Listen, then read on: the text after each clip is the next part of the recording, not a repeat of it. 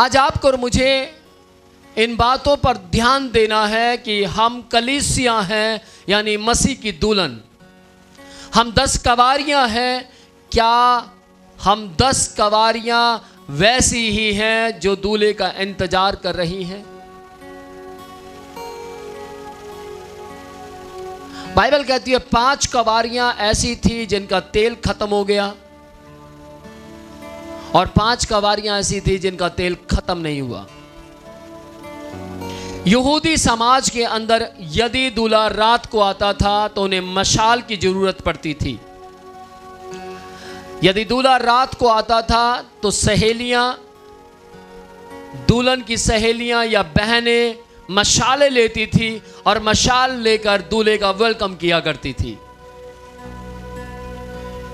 आजकल अगर दूल्हा रात को आता है और लाइट चली जाए तो लाइट का इंतजार किया जाता है, दूल्हे को रोक दिया जाता है, तब तक मत आना जब तक लाइट ना आ जाए।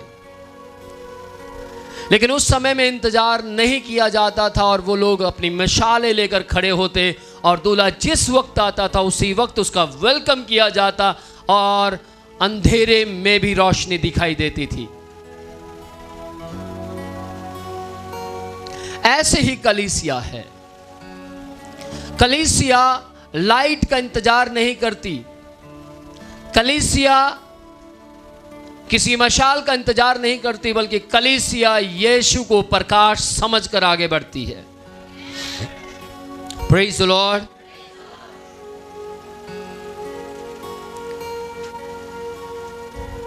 हमेशा कलीसिया के अंदर 2 प्रकार के लोग पाए जाते हैं, एक बुद्धिमान और दूसरे मूर्ख।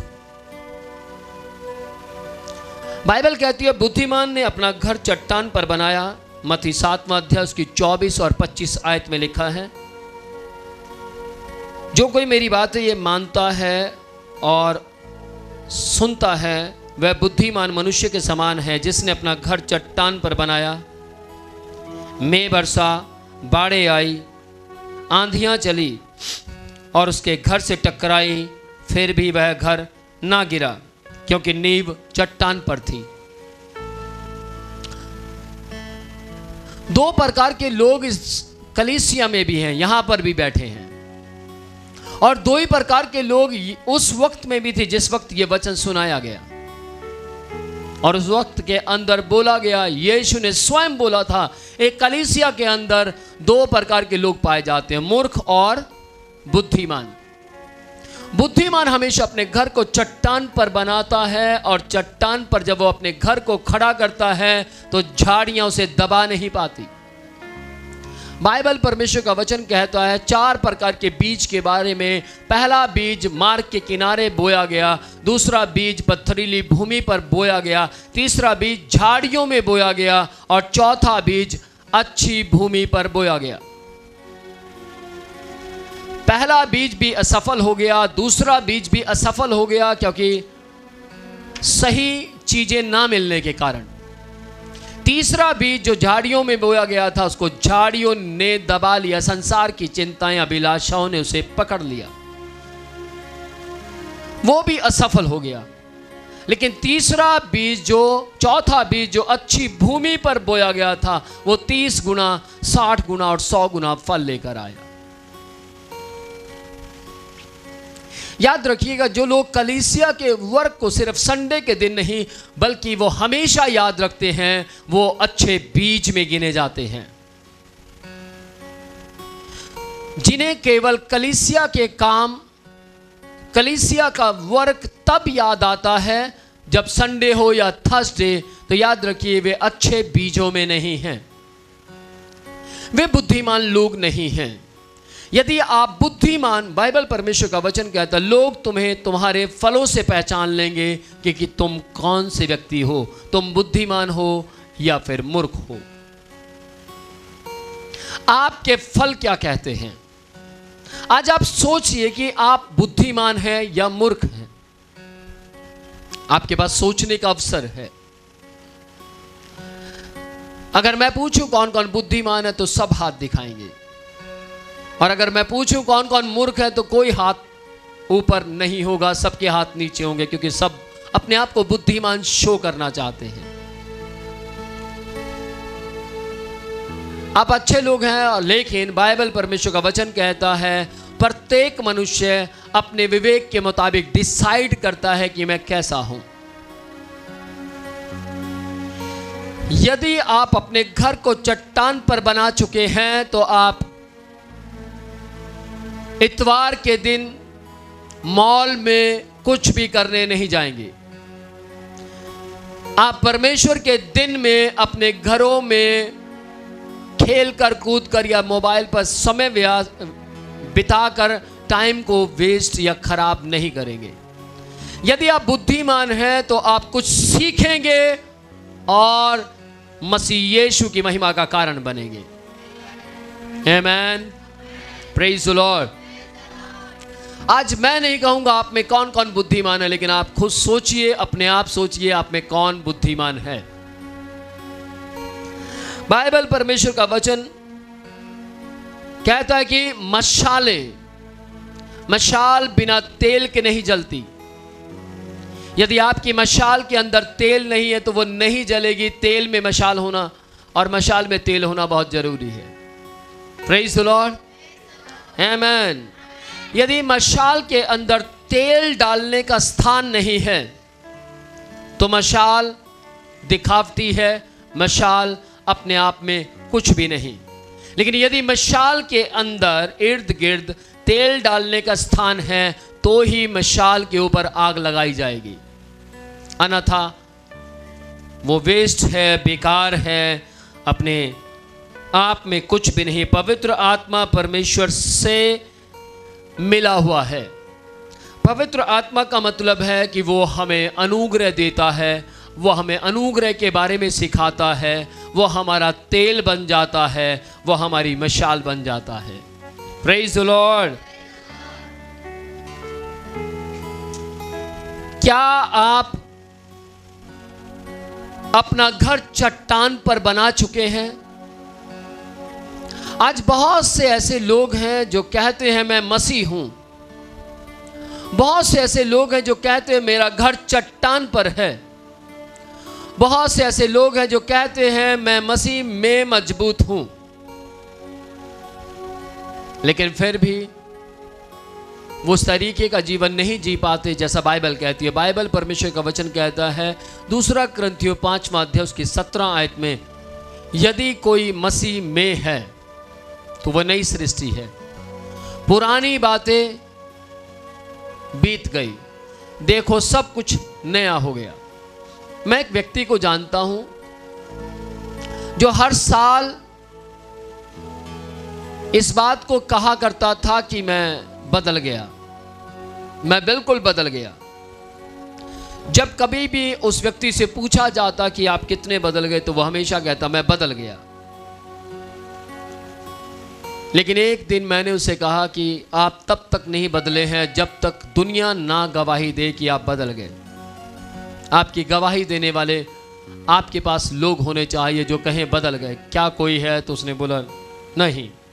तो अभी आप बदले नहीं है।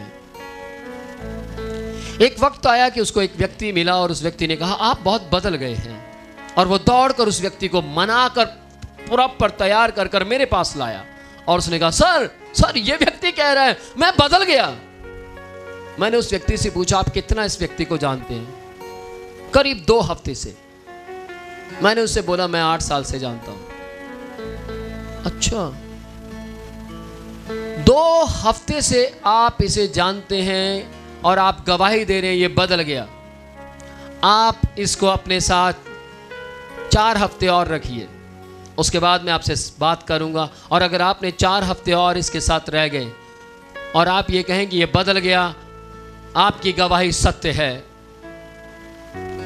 4 हफ्ते उसके साथ अभी रहने पर ही था, वो अभी तैयार ही हुआ था कि दूसरे हफ्ते में उस व्यक्ति ने आकर मुझे मैसेज दिया, संदेश दिया, सर ये व्यक्ति बदला नहीं, ये व्यक्ति वैसे का वैसा है। और इसको बहुत गुस्सा आता है, अपने गुस्से में आकर अपनी पदवी छोड़ देता है, अपने गुस्से में आकर सब कुछ छोड़ देता है, सब कुछ बर्बाद कर देता है। ये व्यक्ति अपने घर को भी शायद ही चला पाएगा। मैंने बोला 2 हफ्ते पहले आप कह रहे थे कि नहीं सर ये बदल गया, अभी तो 4 हफ्ते पूरे नहीं हुए। नहीं सर, इसने मेरी नाक में दम कर दिया है और ये बहुत बोलता है, इसकी जुबान रुकती नहीं है, ऐसा लगता है जैसे कोई मशीन इसके अंदर फिट कर दी गई है, दर दर दर दर दर दर दर, ये बोलता चला जाता है कुछ भी। जब ये बात करता है तो इसको पता नहीं लगता कहां से शुरू किया था और अब अंत कहां करना है।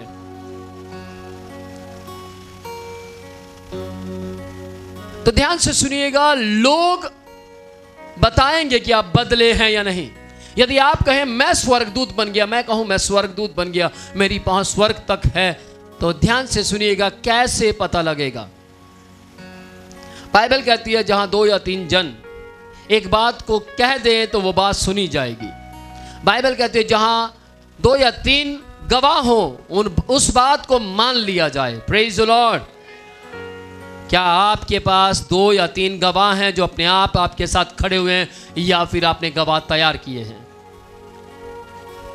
कुछ साल पहले की बात, एक परमेश्वर का दास एक केस में फंस गया और उसको कोई भी लंबड़दार नहीं मिल रहा था उसकी गवाही देने के लिए, और उसने लंबड़दार को बोला, एक लंबड़दार को बोला कि आप मेरी गवाही दे दीजिए, और लंबड़दार ने बोला मैं तो आपको नहीं जानता, मैं आपकी गवाही कैसे दे सकता हूं। और उसने जेब से 2000 का नोट निकाल कर दिखाया और उसको कहा कि सर आप मेरी गवाही दे दीजिए। और उसने 2000 का नोट उसके हाथ देखा, करारा, तो उसने कहा ठीक है मैं जानता हूं आपको, मैं आपकी गवाही दे दूंगा, आप चिंता ना करें। और क्या होता है कि वो व्यक्ति एक और व्यक्ति के पास जाता और जाकर कहता है सर प्लीज मैं फंस गया हूं, आप मेरी गवाही दे दीजिए। तो उसने भी जवाब दे दिया। उसने भी कहा क्योंकि 2 लंबड़दार चाहिए होते हैं। किस किस को समझ आ रही है? और उसने कहा भी सॉरी मैं आपकी गवाही नहीं दे सकता। तो उसको भी उसने 2000 का नोट निकाला, अभी ताजी बात है जो मैं बता रहा हूं। 2000 का नोट उसको भी दिखाया। उसने बोला हाँ कौन नहीं आपको जानता, सब जानते हैं, मैं भी जानता हूं। जरूर ध्यान से सुनिएगा, आपकी गवाही देने वाले लोग लालची हैं या फिर यीशु के लहू के द्वारा खरीदे गए हैं। आपकी गवाही कौन देता है? आपका काम कौन करता है? क्या वो लोग लालची हैं, अभिलाषी हैं? क्या वे लोग आपको आदर इसलिए देते हैं क्योंकि आप पैसा देते हैं? तो मैं आपको आज बता देना चाहता हूं कि आप अभी भी मसीह नहीं हैं। आपको मसीह बनना है। Praise the Lord. जब आप मसीह बन जाएंगे तो ध्यान से सुनिएगा, यीशु मसीह के लिए 12 लोग मरे, 12 लोगों ने अपनी जान दी। यीशु ने केवल उनका भला किया था, यीशु ने केवल उनको अपने लहू के द्वारा खरीदा था, यीशु ने उन्हें पैसे का लालच नहीं दिया था। Praise the Lord. यीशु ने उनसे ये नहीं कहा तुम मेरे पीछे आओ, मैं तुम्हारे घर का खर्चा करूंगा, मैं तुम्हारी पत्नी का खर्चा करूंगा, मैं तुम्हारे बच्चों को अच्छे स्कूल में डाल दूंगा। ऐसा लालच यीशु मसीह ने नहीं दिया। Praise the Lord. लेकिन यीशु ने कहा मेरे पीछे आओ। और पतरस क्या कहता, प्रभु यीशु घर में बहुत टाइट हूं मैं, मेरी पत्नी हर तीसरे दिन डंडा उठा लेती है। प्रभु यीशु मैं तो सब कुछ छोड़कर आपके पीछे आ गया हूं। प्रभु यीशु हालात बड़े खराब है, मुझे अलग अलग व्यक्ति कोस रहा है, मुझे एक एक व्यक्ति कह रहा है तू किसके पीछे चल दी अपना बिजनेस छोड़कर, तेरे घर के खर्चे कैसे चलेंगे। प्रभु यीशु मेरा परिवार मुझे लगातार कोस रहा है, मेरा परिवार लगातार कह रहा है जॉब कर, मेरा परिवार कह रहा है पतरस बिजनेस कर, इनकम सोर्स बंद हो गए हैं। पतरस परेशान हो गया, डिप्रेशन में आ गया, और बहुत ज्यादा डिप्रेशन में आ गया। और उसने डिप्रेशन में आकर क्या बोला, यीशु प्रभु यीशु मैं सब कुछ छोड़कर आपके पीछे आया हूं, मुझे क्या मिलेगा। यह बात पतरस ने डिप्रेशन में बोली थी। किस किस को समझ आ रही है?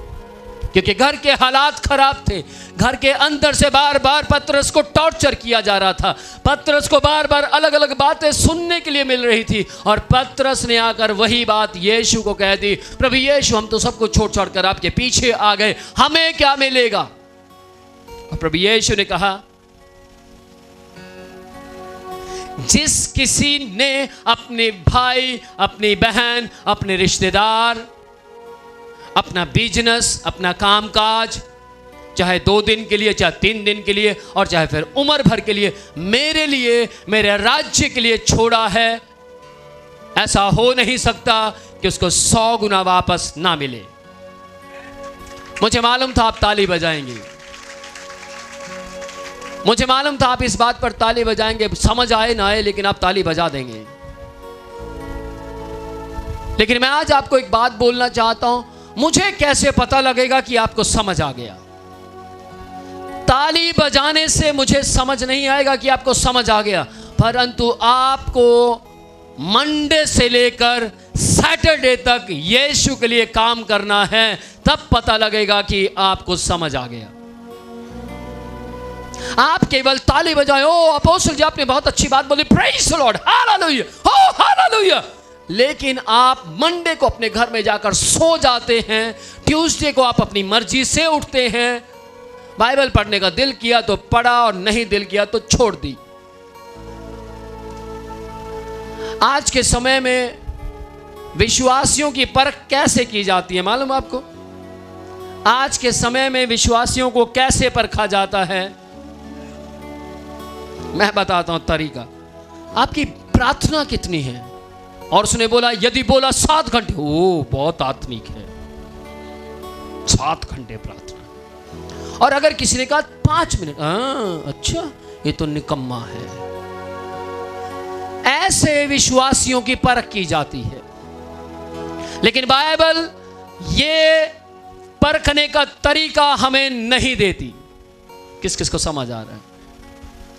ये परखने का तरीका नहीं है। परखने का तरीका कौन सा है? बाइबल कहती है तुम उनके फलों से पहचान जाओगे कि वे मसीह हैं।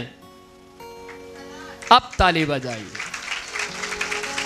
पहले जब आपने ताली बजाई थी तो आप ताली के मुताबिक नहीं थे, अब आप ताली बजा रहे तो अब आप ताली के मुताबिक हैं। Praise the Lord. समझ पा रहे हैं? अभी भी आप में कुछ लोग ऐसे होंगे जिन्होंने देखा देखी में, लेकिन मैं चाहता हूं इस चर्च के अंदर कोई देखा देखी से आमीन ना बोले, देखा देखी से ताली ना बजाए, बल्कि बुद्धिमान लोग बुद्धिमानों को देखकर ताली बजाए। आमीन। Praise the Lord.